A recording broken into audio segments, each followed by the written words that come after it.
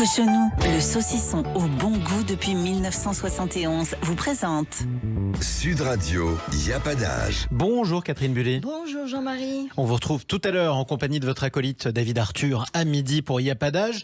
Y a pas d'âge ce matin pour pousser un coup de gueule. Sur quoi ? Oui, on pousse un coup de gueule contre la pénurie de médicaments. Près de 40% des Français sont concernés par ces pénuries et ces conséquences qui sont parfois dramatiques à divers égards. C'est le cas notamment dans la famille de Géry et Suzy Chaudet, qui sont les parents d'un jeune adolescent de 13 ans qui s'appelle Lenny et qui est atteint du syndrome de Noonan. Eh bien, c'est un syndrome qui engendre des retards de croissance, qui peut occasionner des malformations et des difficultés pour apprendre. Bonjour Géry. Oui, bonjour Catherine, bonjour à tous. Comment Bienvenue. allez-vous ? Bien et vous ? Très bien, merci. On est ravis de vous avoir avec nous. Géry, est-ce que vous pouvez nous rappeler depuis quand Lenny ne peut plus prendre son traitement ? Oui, donc Lenny est tombé en rupture du traitement à la fin août. Oui. Voilà. Et puis par contre, grâce aux médias qui ont relayé l'information depuis, on a pu avoir un stylo permettant 10 jours d'injection dans une pharmacie à environ 2 heures de chez nous. Alors, ça, c'est une pharmacie qui vous a cédé donc ce stylo parce qu'en fait, il y a un patient qui ne prenait plus son traitement. Oui, Mais- tout à fait, c'est ça. Mais malheureusement, il n'y a pas de ravitaillement de la part du laboratoire. Donc, Non, pas du tout. C'est pas encore revenu à jour. D'accord. Alors, est-ce que vous avez eu un courrier du labo ou des laboratoires vous expliquant Non, pas du tout. Rien du tout. Rien du tout. Pas de contact à part les appels qu'on a passés. Et comment son médecin part-il l'absence de ce traitement aujourd'hui ? Son médecin pédiatre Oui. qui le suit a suspendu le traitement car il n'existe pas de substitut qui soit compatible avec les maladies de notre fils. D'accord. Alors, on va poser la question. On a le docteur Thomasso. Bonjour, docteur. Bonjour. Bonjour docteur. Bonjour. Alors, je rappelle que vous êtes médecin généraliste à Paris.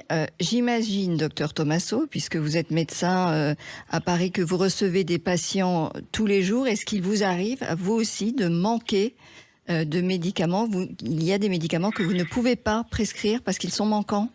Oui, effectivement, tous les jours, on a des appels des pharmacies ou des patients qui nous disent que les traitements qu'on a prescrits peuvent pas être délivrés faute d'approvisionnement ou de rupture de stock en pharmacie. Donc, tous les jours, soit on peut substituer, on a la chance d'avoir des médicaments qui peuvent substituer, soit effectivement, comme c'est le cas, dans certains cas, on peut pas traiter ou alors on recule le traitement en Mais- attendant d'avoir. Est-ce que la substitution n'est pas parfois dangereuse ? Moi, j'ai un cas dans ma famille d'une personne qui avait une bactérie, l'hélicobactère, qui devait être traitée par un antibiotique qui est bien connu pour cette pathologie et qui était manquant.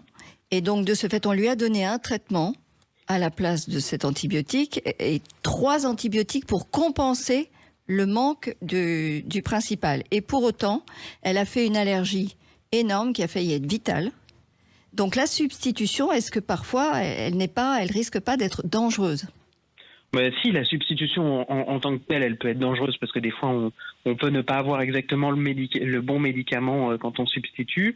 Et surtout, et entre autres, c'est l'exemple que vous citez, le fait d'avoir des médicaments combinés, ça aide à ce qu'on appelle l'observance, le fait de mieux respecter les traitements.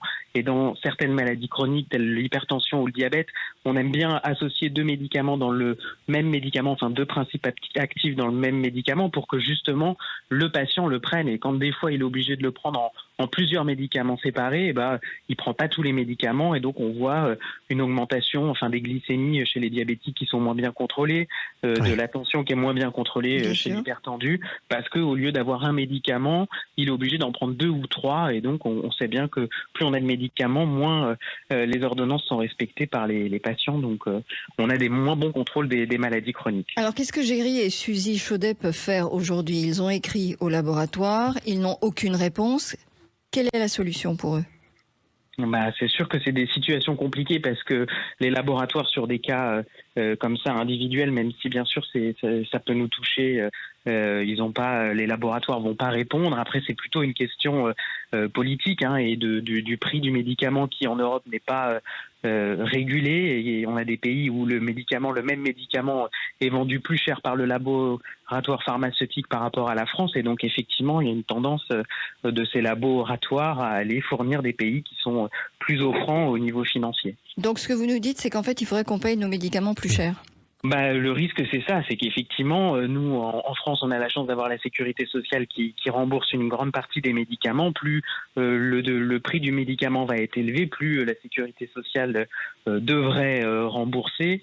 Et donc, avec un risque à terme, c'est que le reste à charge, ce qu'on appelle le reste à charge pour les patients, soit plus important et donc qu'on se traite avec des médicaments plus chers. Donc, en tout cas, j'espère que Géry et Suzy, ce message sera entendu, que vous aurez des nouvelles de ce laboratoire et que vous pourrez enfin faire traiter convenablement les niais. En tout cas, je vous remercie tous les deux beaucoup d'avoir été avec nous ce matin. Merci infiniment. Et puis bon Très courage. bonne journée Et puis bon courage à vous tous qui manquez peut-être de médicaments. D'ailleurs, vous pouvez témoigner 0826 300 300 toute la semaine sur Sud Radio. On vous donne la parole.